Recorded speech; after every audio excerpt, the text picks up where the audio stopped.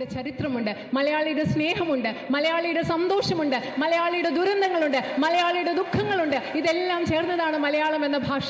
The tears of joy that Malayali women feel when their children do well, but also the tears of sorrow when someone loses a brother. These are all transmitted in Malayalam.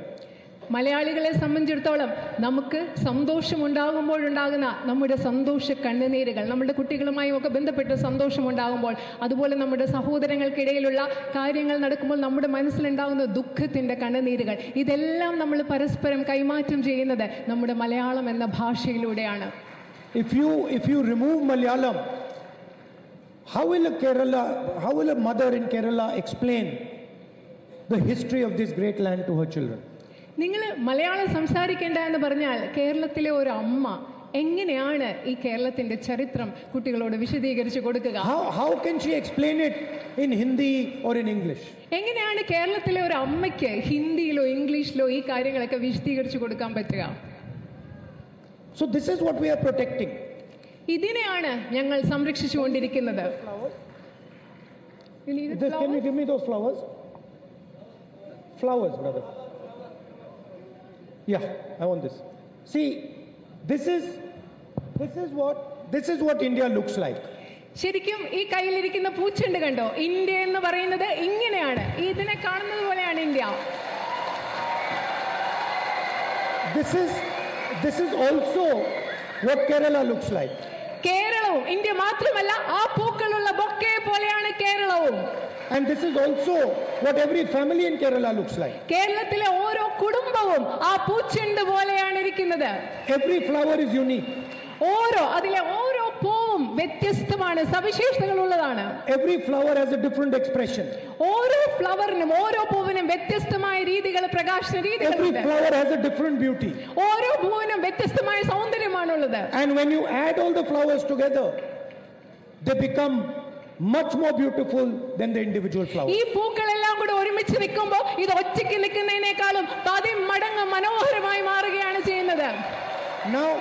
Now imagine if I came to Kerala and I said, look, only white flowers can be in this bouquet. നിങ്ങളൊന്ന് സങ്കല്പിച്ച് നോക്കുക, ഞാൻ കേരളത്തിൽ വന്നിട്ട് നിങ്ങളോട് പറയുകയാണ് ഈ ബൊക്കയിൽ വെള്ള കളറിലുള്ള പൂക്കൾ മാത്രമേ പാടുള്ളൂ എന്ന് ഞാൻ നിങ്ങളോട് പറഞ്ഞാൽ എങ്ങനെയിരിക്കും?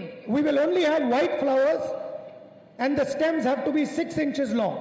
ഞാൻ നിങ്ങളോട് പറയുകയാണ് 6 ഇഞ്ച് നീളത്തിലെ ആ പൂവിന്റെ ചെണ്ട് ഉണ്ടാവാൻ പാടുള്ളൂ. അതുപോലെ ഇതിൽ വെള്ള നിറത്തിലുള്ള പൂവുകൾ മാത്രമേ ഉണ്ടാവാൻ പാടുള്ളൂ. No leaves will be there, no thorns will be there. അവിടെ മുള്ളുണ്ടാവാൻ പാടില്ല, ഇല ഉണ്ടാവാൻ പാടില്ല എന്ന് ഞാൻ പറഞ്ഞാൽ എങ്ങനെയിരിക്കും? That is what the BJP and RSS are trying to do. അതാണ് ഈ രാജ്യത്ത് BJP RSS ചെയ്യാൻ ശ്രമിച്ചുകൊണ്ടിരിക്കുന്നത്. ഇത് തന്നെയാണ്. To Kerala, to Tamil Nadu, to Uttar Pradesh, to India. കേരളത്തോട്, തമിഴ്നാടിനോട്, ഉത്തർപ്രദേശിനോട്, ഈ രാജ്യത്തോട് മുഴുവൻ BJP RSS ചെയ്തുകൊണ്ടിരിക്കുന്നത് ഇത് തന്നെയാണ്. Now, first of all, this is completely ignorant. First of all, this is completely ignorant. I'm not able to hear you. First of all, Yeah. this is a completely ignorant action. Yes, ഇതെന്ന് പറയുന്നത് ഈ രാജ്യത്തെ പറ്റി കൃത്യമായ ധാരണയില്ലാത്ത, അറിവില്ലാത്ത ഒരു ചിന്തയും പ്രവൃത്തിയുമാണ്. It shows they don't understand India. അത് മനസ്സിലാക്കുന്നത് അവർക്ക് ഇന്ത്യയെ മനസ്സിലാക്കാൻ സാധിക്കുന്നില്ല എന്നുള്ളതാണ്. And it shows they don't understand Kerala. അത് മനസ്സിലാക്കുന്നത് അവർക്ക് ഇന്ത്യയും കേരളത്തെയും മനസ്സിലാക്കാൻ BJPക്ക് RSSനും കഴിയുന്നില്ല എന്നുള്ളത് തന്നെയാണ്. The Prime Minister recently went to Tamil Nadu. Prime minister, പ്രധാനമന്ത്രി അടുത്തിടെ തമിഴ്നാട്ടിലേക്ക് പോയി. Tamil Nadu has the most brilliant poets like Kerala does. തമിഴ്നാട്ടിൽ അതിമിടുക്കരായ പ്രഗത്ഭരായ കവികളുണ്ട് കേരളത്തിലുള്ളതുപോലെ. Huge history. വലിയൊരു പാരമ്പര്യം, ചരിത്രം. Huge tradition. വലിയൊരു മഹത്തായ പാരമ്പര്യം. Wars fought over there, people sacrificing their lives, all this stuff is going on. അവിടെ യുദ്ധങ്ങൾ നടന്നു, അനേകം പേർ അവരുടെ ജീവിതം ത്യാഗം ചെയ്തു. Prime Minister says, I like dosas. ഇതെല്ലാമുള്ള തമിഴ്നാട്ടിൽ പോയി പ്രധാനമന്ത്രി പറയുകയാണ്, എനിക്ക് ഇവിടുത്തെ ദോശ ഇഷ്ടമാണ്. Brother, I also like dosas. സഹോദര, എനിക്കും ദോശ ഇഷ്ടമാണ്. But please try and understand the history, the tradition, the language of the state also. तो कांग्रेस नेता राहुल गांधी